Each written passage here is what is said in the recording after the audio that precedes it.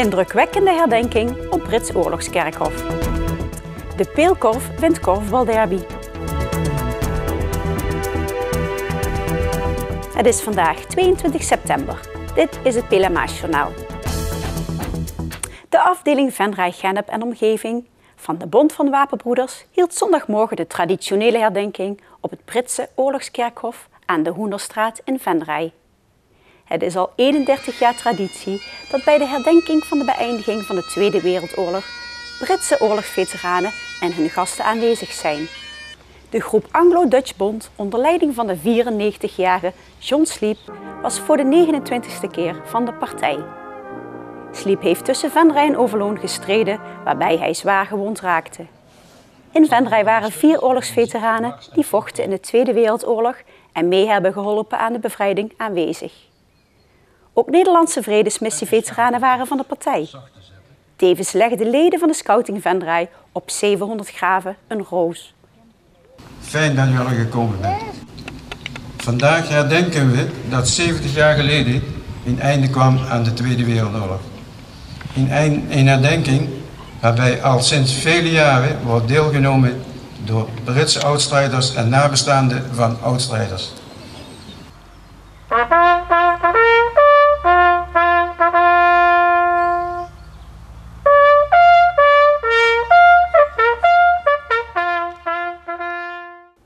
Op sportpark de Heesakker in Oerlo won de Peelkorf zondag in hoofdklasse B met 9-15 van SVOC 01.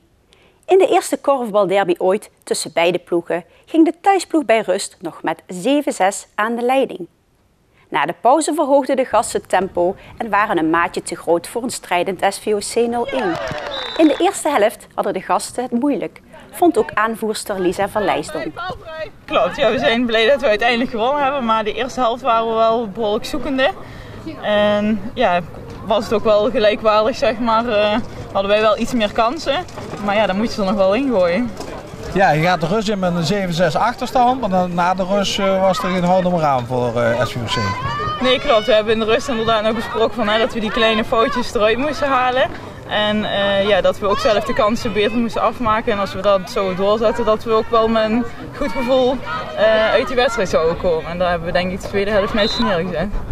3 wedstrijden, 4 punten. Tevreden over de start? Ja, zeker weten. Als je 4 punten kunt halen van de 6, dan hebben we denk ik netjes gedaan tegen een paar al goede tegenstanders. De Peelkorf heeft dit seizoen als doelstelling een top 3 klassering in de hoofdklasse. Ja, in principe, maar dit jaar, volgend seizoen worden de hoofdklassen anders verdeeld. Dus we willen eigenlijk wel wel zorgen dat we volgend jaar bij de hoofdklasse staan. Vorig seizoen sloot de Peelkorf de competitie af met degradatie. Sinds de komst van de nieuwe coach Joop Ouderland lijkt de ploeg met nieuw elan te spelen. Ja, we hebben gewoon een leuk team en iedereen wil voor elkaar ervoor gaan. En dan denk ik dat je al de halve wedstrijd binnen hebt, zeg maar. Als iedereen voor elkaar wil knokken, dan zie je ook gewoon dat het dat het beter gaat. Dat je die wedstrijd wel naar een goed einde kunt brengen. Je stralen ook een hoop plezier uit. Ja, dat is ook zo. Daar zijn we ook mee bezig, dus dat gaat goed.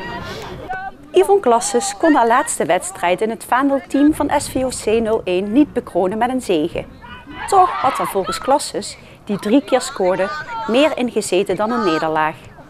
De eerste helft zat het er zeker in om de punten te pakken vandaag. We hadden ook wel echt, vorige week tweede helft ging het echt wel goed tegen de Wilmers. Dus we hadden vandaag ook echt zoiets van we willen gewoon winnen. En dan tegen Peelkorf natuurlijk altijd extra mooi als je kunt winnen.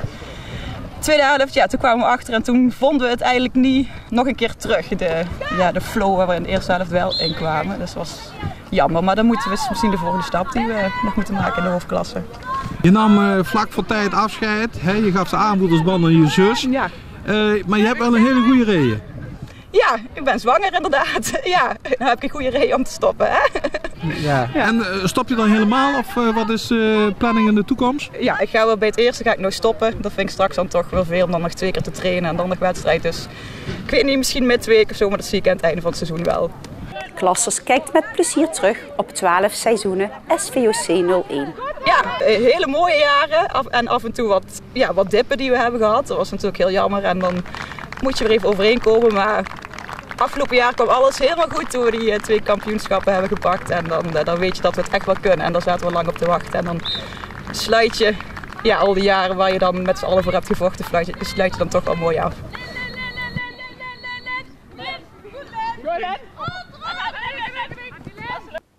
Kunstencentrum Jeruzalem in Venray presenteert op zondag 27 september het nieuwe cursusprogramma tijdens een open dag van 1 tot 4 uur. Cursisten en docenten verzorgen tijdens deze dag presentaties, open lessen en exposities. De bezoekers krijgen zo een goed beeld van alle activiteiten bij Kunstencentrum Jeruzalem. Bij de hoofdingang is een speciale plek ingericht als informatiepunt waar bezoekers terecht kunnen met vragen. Het Kunstencentrum is gevestigd aan de Heuvelstraat 4 in Venray.